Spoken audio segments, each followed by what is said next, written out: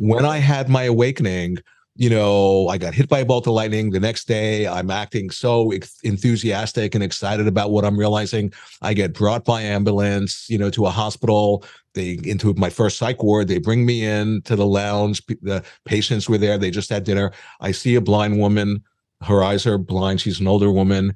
And I didn't think about anything. I just spontaneously went right up to her and was looking in her eyes, and her eyes are opaque.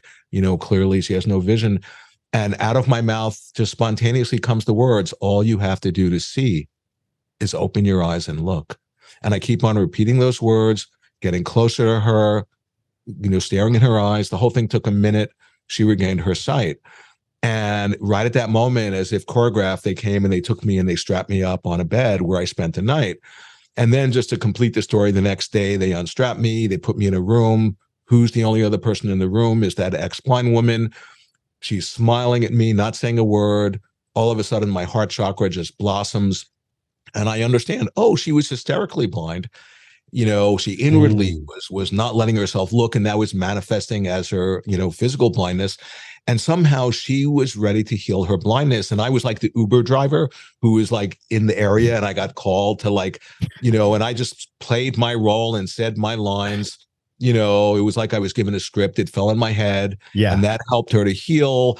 And then she said to me, the only word she ever said to me, she goes, aren't you going to answer the phone call from? And she mentions my father's name. And then within seconds, the nurse comes in the room and says, Paul, your father's on the phone, because my parents had just gotten word that I had had a supposed psychotic break. And so now I want to point out that wasn't a physically impossible event.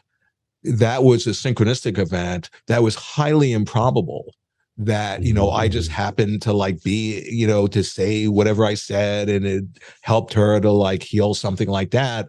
But that's the one experience that I've been given permission, by spirit and by my guidance to openly talk about. But then there was all this other stuff that, that was a minor experience compared to what happened next over the next year and a half. And all the while I'm getting thrown in mental hospitals and pathologized and diagnosed.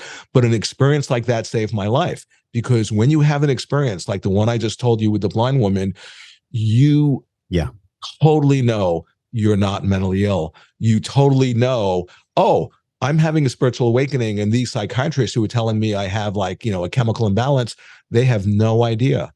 So that's what I mean. It saved my life.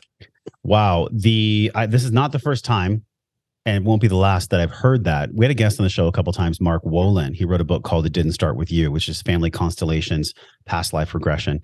And he had something where he actually started to have blindness in his eye. And he looked at his relationship specifically with his mother, his inability to connect with her. And as he dove into the inner work, and as he understood that he himself was creating the partial blindness, the blindness cleared. Now, people might look at that and they might be like, that's crazy. I don't believe that. Well, I do, because psychosomatic exists.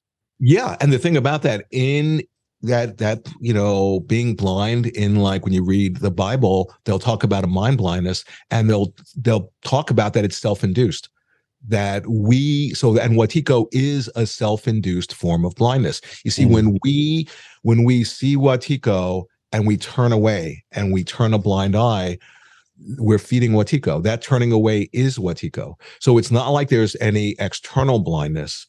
We ourselves are creating our own blindness. And I want to just point out that experience I just told with the blind woman, I've been contemplating that for over 40 years now.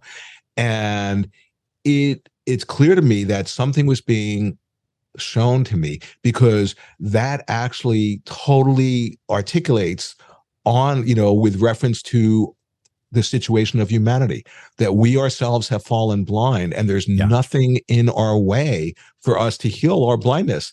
And we can actually just open our eyes and look. And that's, in essence, what my work is about, is trying to have people open their eyes and see Watiko, how it operates not only through the non-local field, but in our minds via our reactions. And when you see it, like I've been saying, you take away its power. Because here's the thing, when you see how Watiko operates in the physical world, with the whole vaccine thing, or the Ukraine thing, or whatever. Or gender dysphoria. Gender dysphoria is a big Watiko. Yeah. Mhm. The point is that what you're seeing out there is an external reflection of a process going on inside of us. And when you recognize the correlation between the outer world and your inner state, that's actually to recognize the dream. Because what is a dream? When you're in a dream, the outer dreamscape is reflecting the inner state of your psyche, you know? You talked about earlier, there's a special strong spot inside of all of us that is indomitable, that Watiko cannot access. What is that spot? Yeah, that's the Buddha nature, the Christ nature, the true nature. There's a million names for it. When you have something that's like that precious, typically there's millions of names because one name, doesn't do it by itself. Yeah. And one way of understanding that is like now Christ in the apocryphal text. And once again, this got edited out of the Bible by Watiko. In the apocryphal text, what does Christ say? He says, I am a mirror to those that perceive me. Okay. Now just stay with that for a moment, because that mirror in Buddhism, that's the symbol for the true nature, because the mirror is always pure. You can, whatever object you put in front of it, whether it's the darkest, vilest object, the mirror just will reflect it back, and it's never tainted or stained. The mirror is always available. It's always pure.